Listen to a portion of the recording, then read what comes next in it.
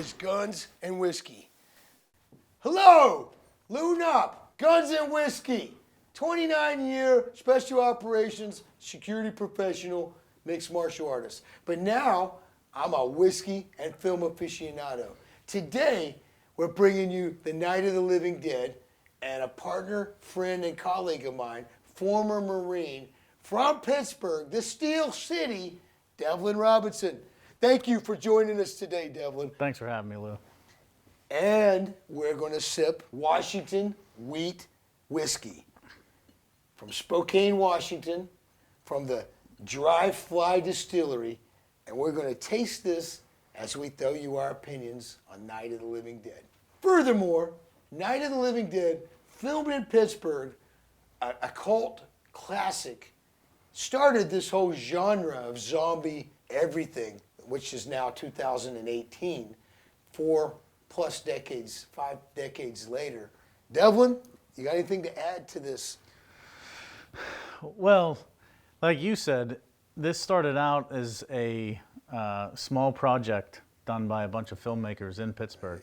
And low budget? Low budget, and it was really only filmed in one house on one set. One location? One location, and it ended up exploding into a whole genre of zombie movies, and really started, this Night of the Living Dead. They actually had 3 more films in that trilogy after that.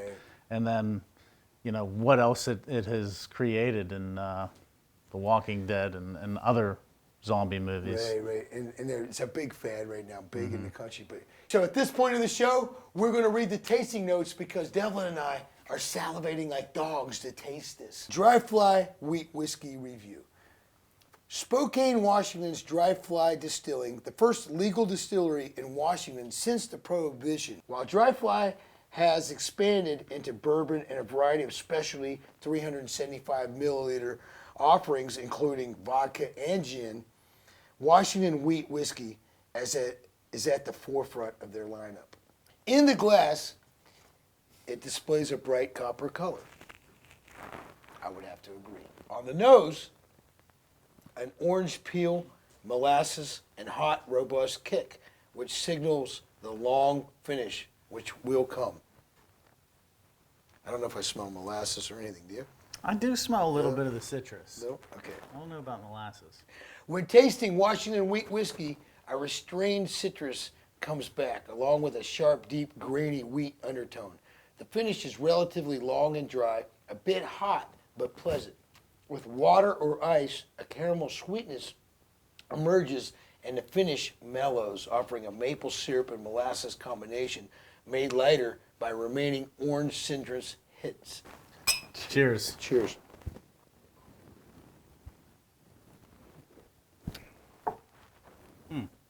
What do you think, Devlin? Well, I can really taste the citrus, and I'm actually picking up a little bit of the maple that they had described. On the bite well. afterwards, I taste the maple on the bite afterwards. Mm-hmm. I don't get a lot of the citrus, but it smells like any other high-end bourbon. Tastes well, goes down with a bite, and finishes with a smoothness. Mm-hmm. Would you agree?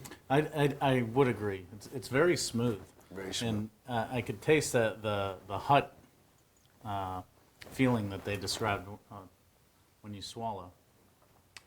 So, we are going to sample this and watch Night of the Living Dead. Are you ready, Guns and Whiskey followers? Here we go.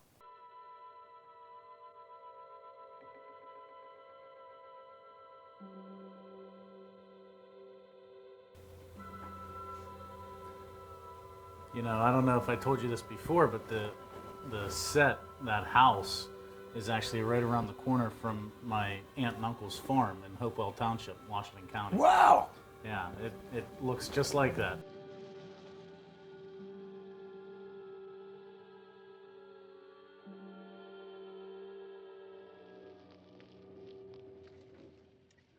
They ought to make the day the time changes, the first day of summer. What? Well, it's 8 o'clock and it's still light. I love the hairdo. Mm-hmm. Now we've still got a 3-hour drive back. We're not going to be home until. See, they didn't have that kind of wig back then, so that's real hair. That's her real hair, absolutely. Yeah. Good Lord. Sunday on And it's just permed right at the end. You see the curls right at the end. It's kind of She can't make a trip like this. pretty good attention to detail. So they're praying next to a grave. This is sort of establishing the scene. Mm-hmm. Or what's going to happen. Here he comes now. I'm getting out of here. Johnny.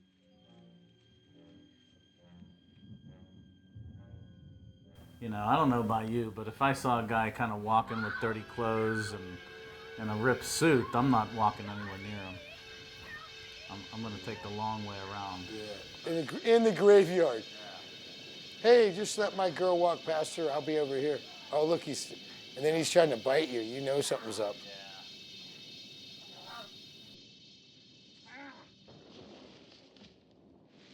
You know, I gotta say, you know, he looks like a newly dead body. He But I smacked gotta- his head on the gravestone. Oh, now I'm gonna eat the girl.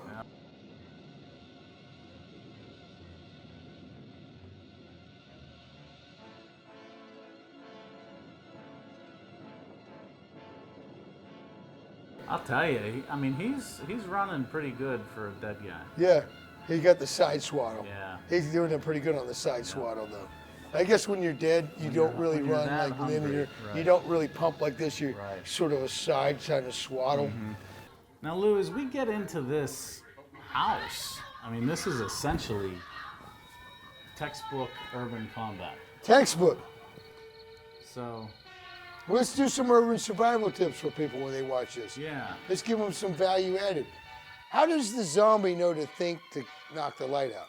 I'll tell you, I think they're obviously sensitive to light, so they obviously prefer A dark. operating in the darkness. So they're making the situation more advantageous for themselves. Because they're hungry. Yeah. Bro, that's a great hit right there. Yep. That's 101. Tire iron to the head. That's 101. And then bash the face in. But you have to remember, cover your six. You gotta know. Cover your six, he your wasn't doing that. surroundings. But this man, this black guy, he's a strong dude. Yep. Yeah. He kills a lot of these things. Yeah. Well, he's got his wits about him. You know, I mean, this girl, she saw her brother get eaten, and Was that her brother in the that was her yes. brother. Yeah. Okay. Yeah, with the tie. So look, somehow they're getting in the house. Yeah. You know, you never want to drop your weapon. That's one thing you always want to keep by your Especially side. with that little small, Yeah. like wily dude with a mouth like that. Oh, right in the face! Right in the face! That's what I do to you! Gotta collapse it. Undead, Collapse die! the skull. Undead, die! Now, Lou, here, this guy, again, we said Love that the he toolbox. keeps his wits about him. And that's what you have to do. In a survival situation, you have to take advantage of your entire He's looking for every surroundings. tool Yeah. and what he can do. Screwdriver, like a Leatherman tool would Yeah. be gold to him. Now, she's got a knife. She's Now, already out of smart. it. Look at her mind. She's out of it. She's never going to use that knife. But she's smart to grab the knife. And so this is a classic case of how you have to know your enemy. Look, And don't grab the knife because you have to break the skull to kill the zombie. So she's going to grab this knife and take body shots. But that's not going to work for a zombie. The zombie can take the body. He's already dead. So did they sever the cerebellum from? if you can get behind him, yeah, I think that you could sever the brain stem from the cerebellum. Took the door off the hinges with the tool that he found in the It's toolbox. smart. It's smart. He got an exterior door, Yeah. which is like 3.5 inches solid core. Oh, look at this 2x8. That's like about a 2x8, I think. Let me pull this 2x8 off of here. What else can I find? Oh, look, a whole stack of wood right here. Yeah. Love is that. much How smaller convenient, than how the convenient. inches that I'm used Like to under doing their with kitchen, every they had a day. stack of wood. Now here is where I believe that this guy makes a categoric error. You took the doors off and you're gonna put it on over top of another door. The issue there is that he's gonna nail it in. So blunt trauma to the first door on the outside from the zombie, I think is gonna remove those nails in that door. no problem. What he's going to want to do with that door is put it over those big windows. Over glass, right? Over Windows, right, glass, for survival. Exactly.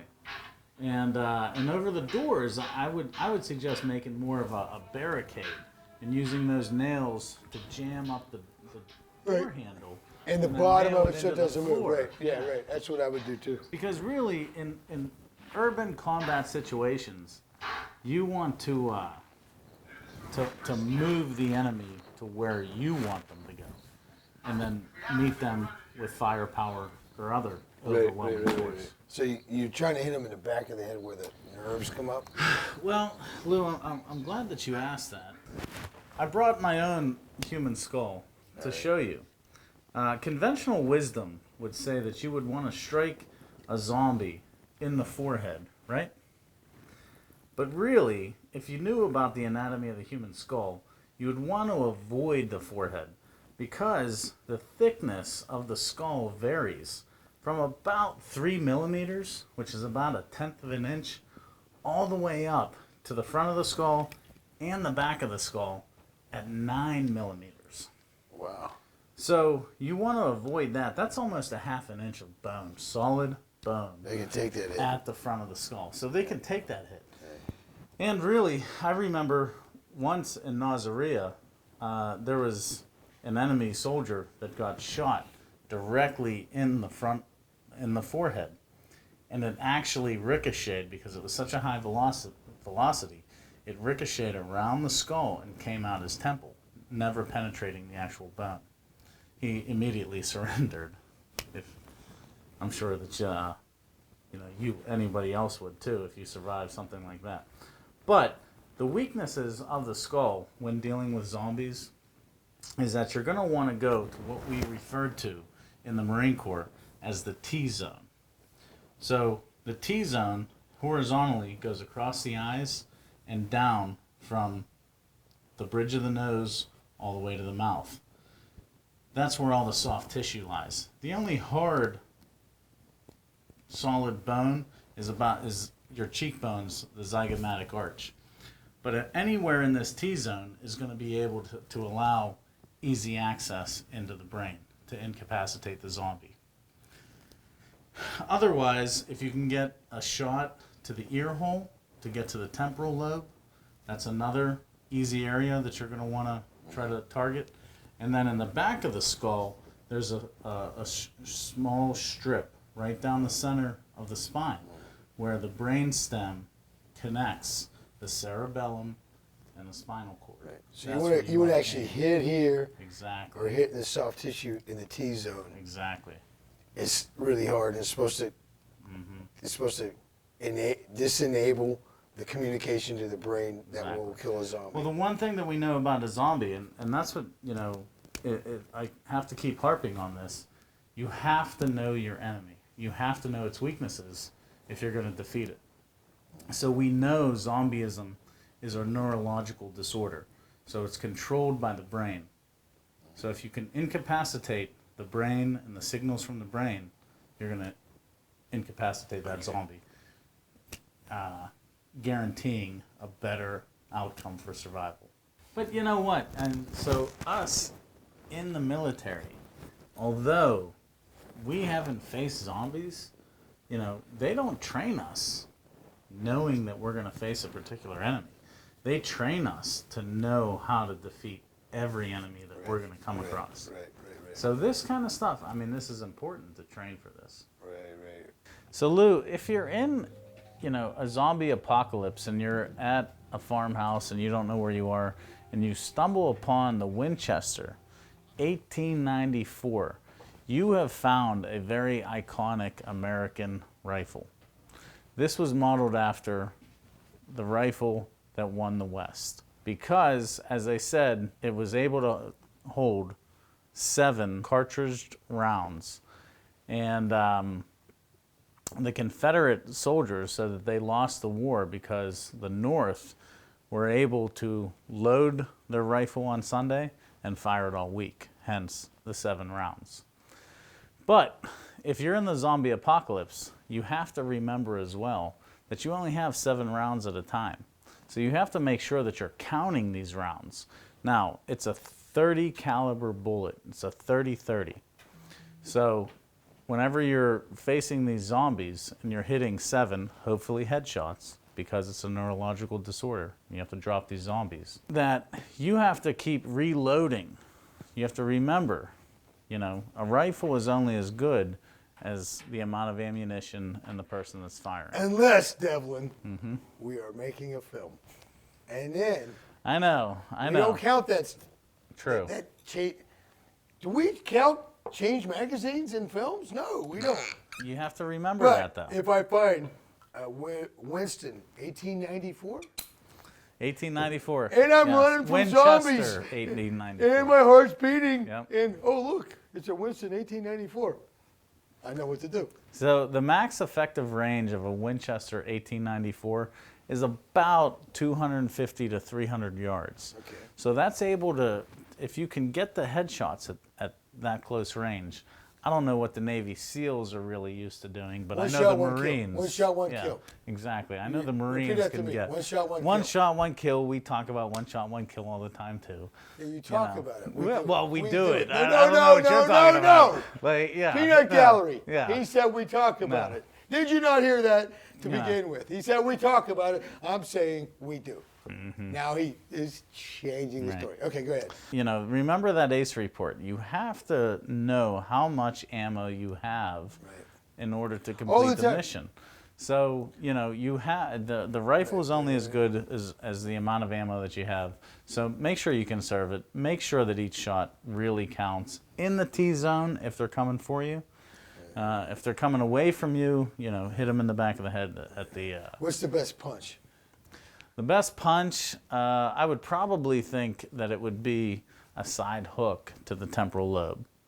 But you're nearing about 50, so I don't know if that would be something that they can take them out with, right? 20-year-old, Yeah, bro. I don't know. Come on, dude. You know, What are you thinking about? okay. Let's pause for a second.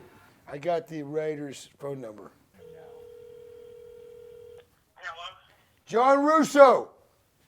Yeah, Lou Knopp speaking. How are you? okay.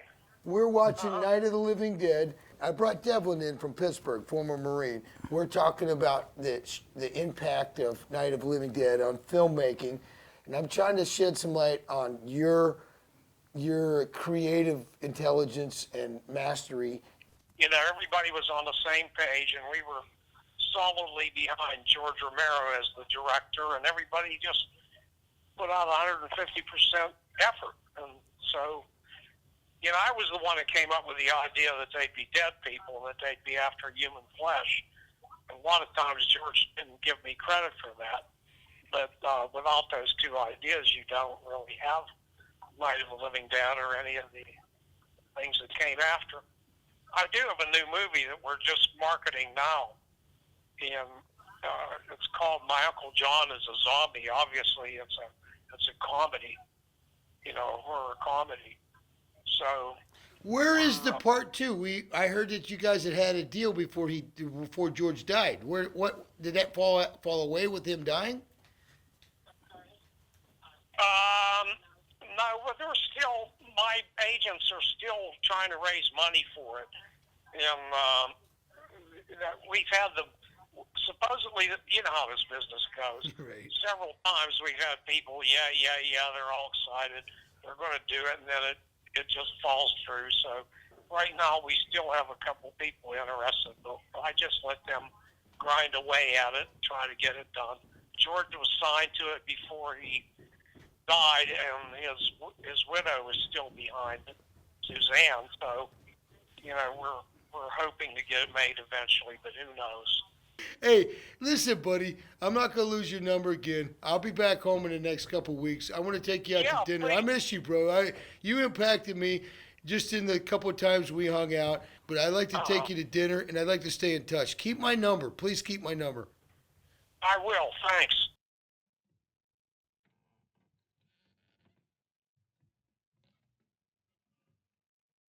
You, drag that out of here and throw it on the fire. Nothing down here?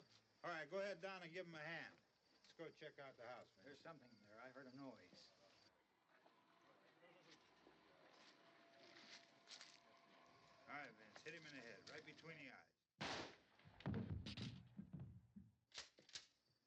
shot. Okay, he's dead. Let's go get him. That's another one for the fire. You know, Lou, I can't harp enough about communications in urban combat. You want to make sure that you identify yourself as being a friendly. Right. You know, friendly fire is one of the most The way they horrible said aspects of there's modern warfare. there's no excuse for a death, unwarranted or accidental, Right. of a U.S. soldier. Right. No matter what service or where they are, there's no excuse. Absolutely. It goes back to our TTPs. Here, I will say, the way they set it up and blocked it in the film, he was just looking out the window and got shot. He was Well, coming up he- from the basement. Exactly. So he doesn't even know friendlies are out there. He does, though. Before that he even came up there, he knew that there was all these firing shots, killing zombies. Right. There was dogs barking. There was all these he other should things. have identified So himself. he should have said, "Hey, Harry Belafonte is back here in the basement. Hello," you know, and just keep saying that. Thank you for tuning in to this episode with Devlin Robinson and myself. We encourage you to go to the New Blue website and let us know what episodes you'd like to see and what you'd like to see have done, and potentially who's in this seat with me. Night of the Living Dead, John Russo, George Romero, legendary. Tune in every episode as we tweak and refine and provide the content that you, the New Blue viewer, want to see.